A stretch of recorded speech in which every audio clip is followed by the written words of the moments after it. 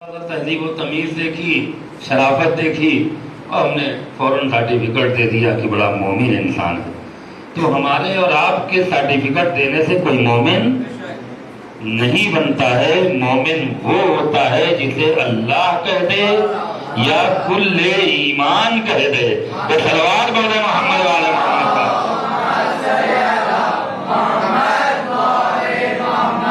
اس بچے کو تھوڑا آگے بیٹھاؤ، وہ اجنبی تھا، بار بار ادھر آؤ، بیٹھا آگے بیٹھو، ایسے نہیں بیٹھا جاتا ہے مجلس میں، اور آگے آؤ۔ پہلی بار آپ کے علاقے میں آنے کا شرف حاصل ہوا ہے۔ انشاءاللہ جو بھی مجلس شہزادی نے نوکری لگائی ہے میری یہاں پر، بڑے دور و دراز کا سفر، اور اس مصروفیت میں مولانا وراثت صاحب کا حکم ہوا، میرے دوست ہیں، میرے بھائی ہیں۔ پچھلی سال بھی وہ بہت رضد ہوئے، اس سال بھی میں نے کہا انشاءاللہ شہزادی نے اگر نوکری لگا دی ہوگی تو میں ضرور حاضر ہو جاؤں گا، اور یہ کرم ہے اہل بیت کا کہ ہم آپ کے درمیان موجود ہیں۔ کچھ باتیں آج کی مجلس میں بیان کروں گا انشاءاللہ۔ یہی سلسلہ خطاب جو مجلسوں میں ہے وہ یہاں کی مجلسوں میں رہے گا۔ کہ پروردگار عالم صاحبان ایمان کی پہلی 2 پہچان بتا رہا ہے، اس کے بعد پھر 2 پہچان بتایا۔ یہی 4 پہچان ہے جس سے صحیح معنوں میں مومن کا پہچاننے کا ایک آسان راستہ پروردگار عالم نے قرآن مجید میں دیا ہے۔ سورہ حجرات آیت نمبر 15 کس عظیم ارادے سے پروردگار کہہ رہا ہے کہ انما المؤمنون الذین آمنوا باللہ ورسولہ۔ پہلی 2 پہچان بتائی کہ بے شک ہمارے نزدیک مومن وہی لوگ ہیں جو اللہ پر ایمان لے آئیں اور اس کے رسول پر ایمان لے آئیں۔ بندوں کے بنائے ہوئے رسول پر نہیں، اللہ کے بنائے ہوئے رسول پر ایمان لے آئیں۔ اہل علم کا مجمع ہے، خدا ان جوانوں کو سلامت رکھے۔ میں نے جملہ کیوں کہا؟ اس لیے کہ بندوں کے بنائے ہوئے رسول اور ہوتے ہیں، اللہ کا بنایا ہوا رسول اور ہوتا ہے۔ اور ہمیشہ یہ شیعت اس منبر سے چیلنج دیتی آئی ہے اور دیتی رہے گی۔ ہم تو بہرحال ایک طالب علم ہیں، ہماری حیثیت کیا ہے، لیکن میں بچوں تک یہ جملہ کہنا چاہتا ہوں کہ ہر قوم نے اپنا رسول بنایا، ہر امت نے اپنا رسول بنایا۔ کوئی رسول کی بھیس میں آیا، کوئی رسول کا دعوے دار بن کے آیا۔ اسی لیے اللہ نے قرآن میں رسول ہی کہا، ہی کا رشتہ اپنی ذات پہ رکھا، ہی کی ضمیر اپنی ذات پہ رکھی کہ دیکھو میرے رسول پر ایمان لے آئے۔ یہ تاکید اس بات کی دلیل پیش کر رہا ہے کہ اللہ جانتا تھا کہ ہر خاندان میں ایک رسول بنے گا، ہر محلے میں ایک رسول بنے گا، ہر امت میں ایک رسول بنے گا، ہر فرقے میں ایک رسول بنے گا۔ ہمیں بندوں والوں کی رسول کی اطاعت نہیں کرانا ہے، ہمیں اللہ والے رسول کی اطاعت کرانا ہے۔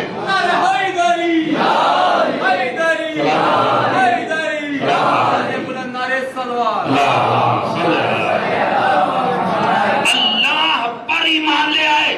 اب وہ جملہ ذہن میں رکھیے گا جو میں آپ کی خدمت میں عرض کرتا ہوا آگے بڑھنا چاہتا ہوں، اور بڑا مضبوط جملہ ہے کہ ہم کبھی بھی اس رسول کو مان ہی نہیں سکتے کہ جس کا نکاح کسی کافر نے پڑھایا ہو۔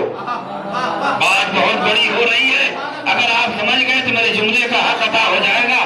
ہم لوگ کبھی بھی اس رسول کو رسول مان ہی نہیں سکتے جس کا نکاح کبھی کسی کافر نے پڑھایا ہو۔ ہم اس رسول کو مانتے ہیں جس کا نکاح کل ایمان کے باپ نے پڑھایا ہے۔ صلوات پڑھے محمد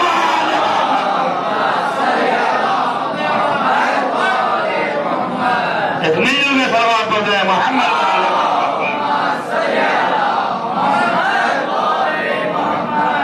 پہلے ایمان کی بات کہی کہ اللہ کے نزدیک بے شک صاحبان ایمان وہ لوگ ہیں جو اللہ پر ایمان لے آئے اور اس کے رسول پر ایمان لائے۔ اس کے بعد ایک لفظ رکھ رہا ہے جس لفظ نے قیامت تک کے لیے ایک لکیر کھینچی، وہ لفظ کیا رکھا؟ وہ ایمان کی کیٹیگری بیان کر رہا ہے کہ دیکھو ایمان بھی اللہ پر لانا ہے، ایمان بھی رسول پر لانا ہے، تو وہ کیسا ایمان ہو؟ میں کیا عرض کرنا چاہ رہا ہوں، اس لیے کہ ایمان کے بھی بڑے پرسنٹیج ہیں، توجہ ہے نا میرے عزیزو، بڑے پرسنٹیج ہیں۔ کوئی آدھا ایمان لے کے گھوم رہا ہے، کوئی پورا ایمان لے کے گھوم رہا ہے، کسی کے پاس کچھ بھی ایمان نہیں ہے پھر بھی صاحب ایمان بنا ہوا ہے۔ قرآن کہاں لے کر جانا چاہ رہا ہے؟ اگر آپ کا حوصلہ صاف رہا تو انشاءاللہ گفتگو آگے بڑھ جائے گی۔ اسی لیے ایک لفظ قرآن میں اللہ نے رکھا کہ اللہ پر ایمان لے آؤ، اس کے رسول پر ایمان لے آؤ اگر مومن بننا ہے۔ توجہ رہے میرے عزیزو، اگر صرف اللہ پر رسول ایمان لے آئے تب بھی مومن نہیں، اور اگر صرف رسول پر ایمان لے آئے تب بھی مومن نہیں۔ اللہ پر بھی ایمان لانا ہے، رسول پر بھی ایمان لانا ہے تب بھی مومن۔ اب رسول پر کیسا ایمان لانا ہے؟ آگے کہہ رہا قرآن وَلَمْ يَرْتَابُوا، ایمان اتنا مضبوط ہو کہ اس میں بال برابر بھی شک پیدا نہ ہو۔ میں بات کہنا چاہ رہا ہوں، قرآن کہہ رہا ہے، یہ میرا جملہ نہیں ہے، ایک بال برابر بھی ایک لمحے کے لیے شک پیدا نہ ہو۔ جہاں رسول کے کسی کیریکٹر میں شک پیدا ہوا تم ایمان سے خارج ہو جاؤ گے۔ یہ میں نہیں کہہ رہا ہوں، وہ قرآن کہہ رہا ہے، اللہ کہہ رہا ہے۔ اب مجھے انصاف سے بتاؤ، جو امت رسول پر ہذیان کا الزام لگا دے وہ مومن کیسے ہوگا؟ مسلمان کیسے ہوگا؟ مسلمان بندے محمد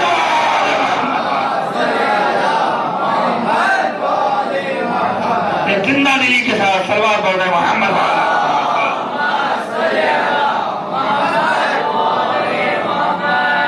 میں آپ کی ایک مجبوری جانتا ہوں کہ آپ کی مادری زبان اردو نہیں ہے، لہذا میں بہت گاڑی مجلس نہیں پڑھوں گا۔ میں یہ چاہتا ہوں کہ آسان سے آسان اردو میں مجلس پڑھوں تاکہ ہمارے بچوں کو بھی سمجھ میں آ جائے۔ ایک سلوات پڑھ دیں محمد والا۔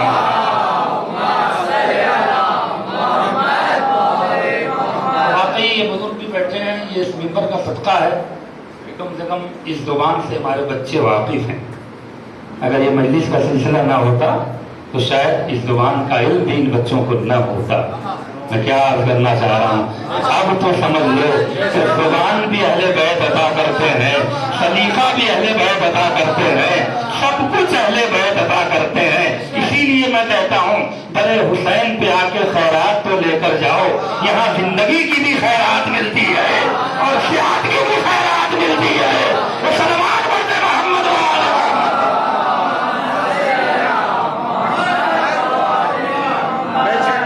تو اللہ پر ایمان لانا ہے اور اس کے رسول پر ایمان لانا، نہ اللہ کی توحید میں ایک بال برابر کا شک ہو کہ اللہ ایسے ہے، اللہ ایسے ہے، اللہ ایسے ہے، اور تمہیں تو اتنا بڑا شک ہے کہ تم اللہ کی ٹانگ ہی جہنم میں ڈالے دے رہے ہو۔ بھائی یہ ایک قوم کا نظریہ ہے، یہ کلمہ پڑھنے والوں کا نظریہ ہے کہ جب جہنم کا پیٹ نہیں بھرے گا، علامہ شبلی لکھ رہے ہیں، تو جہنم پکارے گی اور دے اور دے۔ اللہ کہے گا اب جہنمی بچے کہاں ہیں جو اور دیں؟ میں کیا کرنا چاہ رہا ہوں، یہ تاریخ ہے، ہسٹری پڑھ رہا ہوں، یہ بڑے بڑے اہل سنت کے عالموں نے لکھا ہے، اور ایک دو نہیں 8-9 بڑے بڑے رائٹرز نے لکھا ہے کہ جب جہنم کا پیٹ نہیں بھرے گا جہنمی ختم ہو جائیں گے، تو جہنم چیخ کے کہے گا اللہ اور دے اور دے۔ اللہ کہے گا کہاں سے دیں؟ سارے علی کے دشمن تو دے چکا، کہاں ہو رہے ہو؟ جہنم بنی علی کے دشمنوں کے لیے، بھائی یہ کیا بنا، ضرورت کیا تھی جہنم بننے کی؟ اللہ نے غور فرمائیے گا۔ اب ان کا نظریہ کیا ہے، عقیدہ کیا ہے کہ اللہ کہے گا اچھا بھائی تیرا پیٹ نہیں بھر رہا ہے تو لے ہم ٹانگ تیری پیٹ میں ڈال دیتے ہیں۔ تو اللہ ایک ٹانگ جہنم میں ڈالے گا تو جہنم خاموش ہو جائے گی۔ اچھا میری یہ سمجھ میں نہیں آیا، ان جاہلوں کی بات کر رہا ہوں اللہ کا شکر ہے کہ تھوڑا بہت میں بھی پڑھا لکھا ہوں اور میں نے بڑے بڑے اسٹیج اور بڑی بڑی کانفرنسوں کا سامنا کیا ہے، بے شمار ہم نے ان کے مقابلے کیے ہیں، کتابیں بھی میری چھپی ہیں۔ بس ایک چیز آپ بچوں کو بتانا چاہتا ہوں کہ یہ وہی رائٹر لکھنے والے ہیں جو علی کے وجہ اللہ عین اللہ ہونے پہ اعتراض کرتے ہیں۔ میں نے بات پوری کر دی، سمجھنے کی ذمہ داری آپ کی ہے۔ یہ وہی رائٹر ہیں جو لکھ رہے ہیں کہ جب جہنم کا پیٹ نہیں بھرے گا وہ فریاد کرے گی اللہ اور دے اور دے، اور جب علی کے دشمن ختم ہو جائیں گے تو اللہ اپنا ایک پیر جہنم میں ڈال دے گا۔ تو اب یہی سمجھ میں نہیں آتا ہے کہ اللہ کے پیر کے قائل ہیں لیکن علی کے وجہ اللہ ہونے کے قائل نہیں ہے، علی کے وجہ اللہ ہونے کے قائل نہیں ہے۔ تو سلوات پڑھنے محمد والے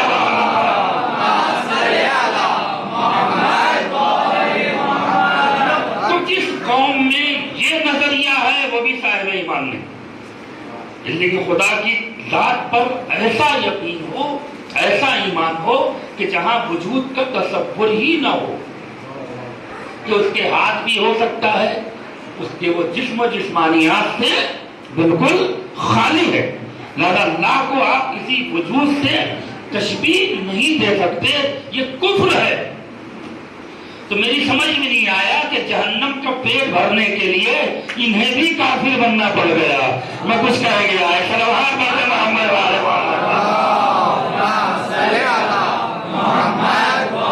اللہ پر بھی جو ایمان ہو وہ 100% والا ہو، 100%، ایک -% بھی اگر اللہ کی ذات میں شک ہوا تو آپ نہ مومن ہیں نہ مسلمان ہیں۔ ویسے ہی ایمان اللہ کے رسول پر ہونا چاہیے۔ قرآن کہہ رہا ہے، میں نہیں کہہ رہا ہوں کہ ایمان ولم یرتابو کا لفظ یہ فیصلہ کر رہا ہے کہ ایمان میں ذرہ برابر بھی شک نہ ہو۔ اب جہاں بھی شک پیدا ہوگا انہیں مومن کہنا قرآن کے خلاف ہے۔ میں کیا عرض کرنا چاہ رہا ہوں، اب جو لوگ رسول کی رسالت پہ شک کرتے ہو، جو لوگ رسول کی ذہنیت پہ شک کرتے ہو، جو لوگ رسول کے کلام میں شک کرتے ہو، جو لوگ رسول کی آل اولاد میں شک کرتے ہو، انہیں نہ مومن کہنا جائز ہے نہ مسلمان کہنا جائز ہے۔ تلوار پڑھے محمد والے محمد۔ اس کے بعد قیامت کا فقرہ ہے کہ دیکھو ایمان مضبوط ہونا چاہیے، ولم یرتابو، ایسا ایمان لاؤ جس میں ایک لمحہ بھی شک پیدا نہ ہو۔ اب اس کے بعد تو پریکٹیکل میں بتا رہا ہے کہ ہمارے نزدیک صاحبان ایمان کون لوگ ہیں۔ آگے اسی آیت میں ارشاد فرماتا ہے کہ وَجَاهِدُوا بِأَمْوَالِهِمْ، اور اپنے مال سے جہاد کرتا ہو۔ اہل علم کا مجمع ہے، تھوڑا سا توجہ دیجئے، آج کی یہ مشکل آسان کر لوں، انشاءاللہ کل کی مجلس، اس کے بعد کی جو مجلس ہے وہ انشاءاللہ بہت آسان آپ کی خدمت میں عرض کروں گا اسی آیت کے تحت۔ وَجَاهِدُوا بِأَمْوَالِهِمْ، اللہ کہہ رہا ہے کہ میرے نزدیک صاحب ایمان وہ لوگ ہیں جو اپنے مال سے جہاد کریں، کسی کے چھینے ہوئے مال سے نہیں، کسی کے لوٹے ہوئے مال سے نہیں، کسی فراق طریقے سے کمائے ہوئے مال سے نہیں، جھوٹ بول کے کمائے ہوئے مال سے نہیں، اپنے طیب و طاہر پاک مال سے جہاد کرے۔ میں کیا عرض کرنا چاہ رہا ہوں، وَجَاهِدُوا بِأَنفُسِهِمْ، اور اپنی جان سے جہاد کرے۔ کس کے لیے؟ مولوی کو خوش کرنے کے لیے نہیں، دولت مندوں کو خوش کرنے کے لیے نہیں، شیخوں کو خوش کرنے کے لیے نہیں، مالکوں کو خوش کرنے کے لیے نہیں، فی سبیل اللہ، اللہ کی راہ میں جہاد کرے، اللہ کو خوش کرنے کے لیے کرے، اہل بیت کو خوش کرنے کے لیے کرے، بی بی فاطمہ کو خوش کرنے کے لیے کرے، علی مرتضیٰ کو خوش کرنے کے لیے کرے، رسول کبریا کو خوش کرنے کے لیے کرے۔ جب اس کی خوشی کے لیے مال سے جہاد کرو گے، جان سے جہاد کرو گے، اب اللہ سرٹیفکیٹ دے رہا ہے، اولئک هم الصادقون۔ میری